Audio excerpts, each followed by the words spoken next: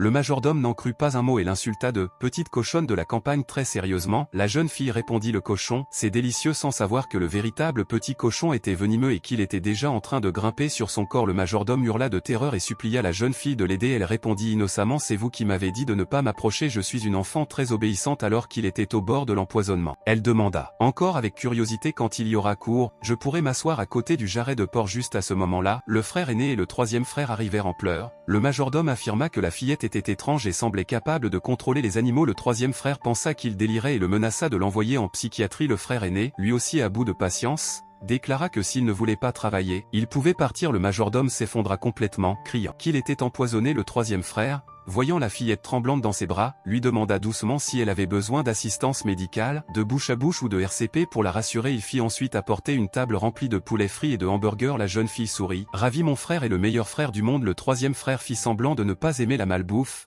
mais en regardant sa salade de régime, il eut presque les larmes aux yeux à l'odeur du poulet frit.